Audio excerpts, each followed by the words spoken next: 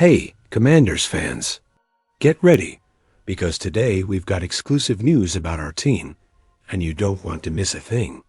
So subscribe to the channel, activate the bell to be the first to hear everything, and of course, leave a like to strengthen our support and show that we're all true fans.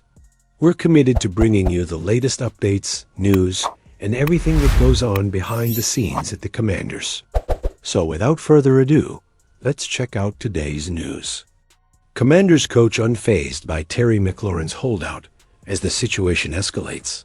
Terry McLaurin has been a hot topic of conversation for the Washington Commanders as training camp begins. Even with no end in sight, a key member of the organization remains unfazed by it all. This ordeal began earlier this summer when McLaurin decided to leave minicamp in pursuit of an extension. The star wide receiver is entering the final year of his contract and wants a long-term commitment before the 2025 season. Washington has stated on numerous occasions that it wants to retain McLaurin, but the two sides have been unable to reach an agreement. Earlier this month, McLaurin openly stated that he didn't know how he would handle training camp while his holdout continues. The suspense ended when he disappeared. McLaurin ended up being the only member of the Commanders who didn't attend the official start of training camp on Tuesday.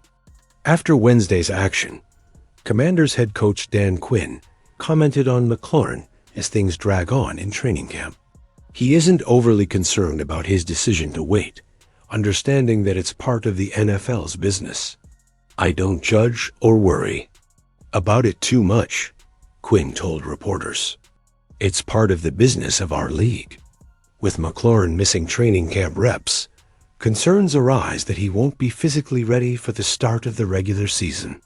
Quinn isn't bothered by such a scenario, knowing how hard the veteran wide receiver works behind the scenes. "Do I love coaching? No," he continued. "I want all the players on the field all the time, but I feel very comfortable where he is." McLaurin's continued standoff certainly increases pressure on the front office, but he is also taking a hard hit personally. Commanders deliver best update on Sam Cosmi's injury yet, with one important caveat.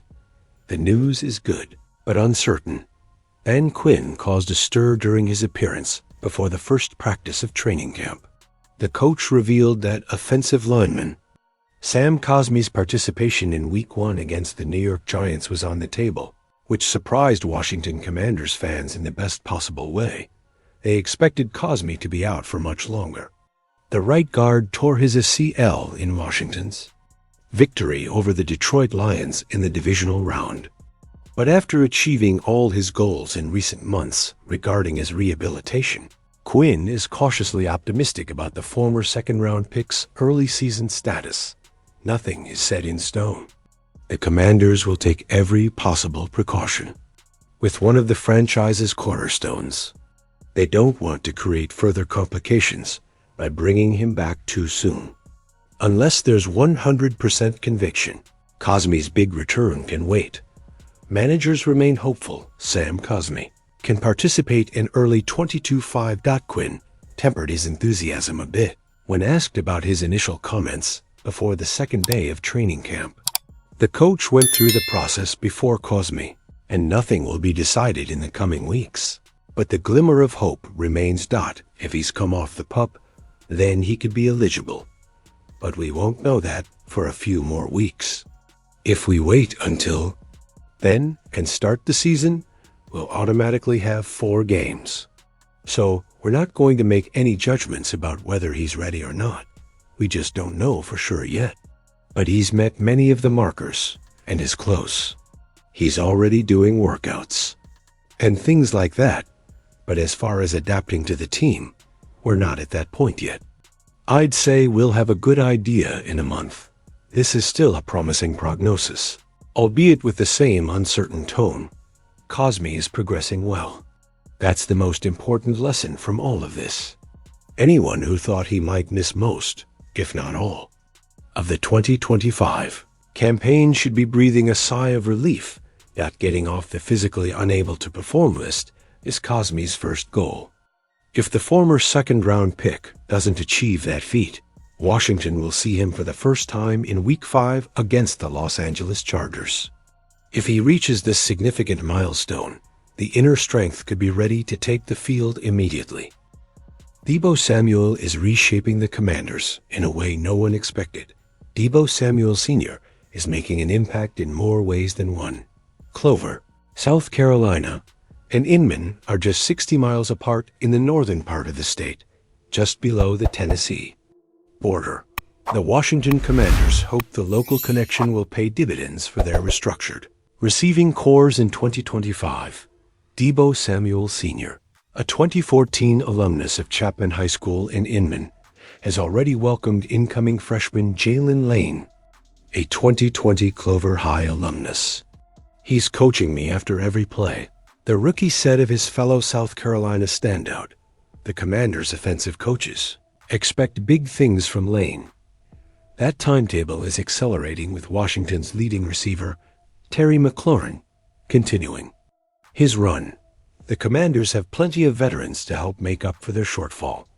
But Lane, a fourth-round pick from Virginia Tech, could be first in line to take on more responsibility at the start of training camp.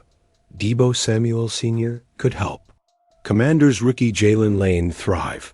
"It's a blessing to have him here," Lane said of the guidance he's receiving from Samuel. The rookie also praised the attention he's receiving from offensive coaches like Cliff Kingsbury and Bobby Engram. But any player will admit that sometimes messages are conveyed more clearly by veterans. Jalen Lane on learning from Deebo Samuel. And more after the first day of training camp. It doesn't matter if Samuel is a lazy distraction in the locker room. Physically, Lane and Samuel aren't much alike. Samuel is bigger. Lane is faster. But both players offer the kind of versatility that is becoming increasingly valued in the NFL. Lane primarily played slot at Virginia Tech, and that's where most analysts see him lining up in the NFL. But before his transfer to the Hokies, he excelled at Middle Tennessee State, primarily as a lineman. In that role, in 2022, he caught 69 balls for just under 1,000 yards. Samuel, as even casual NFL fans already know, can line up virtually anywhere on the field. Although he started as an outside receiver in San Francisco, he could also play slot or running back. If anyone can help Lane adapt to movement in the NFL, he's the one. Lane was an elite punt returner in college and will almost certainly have a chance to continue in the pros. Samuel, when called upon, is an excellent kickoff returner. It wouldn't be surprising to see these two receivers serving as Washington's primary return specialists this season.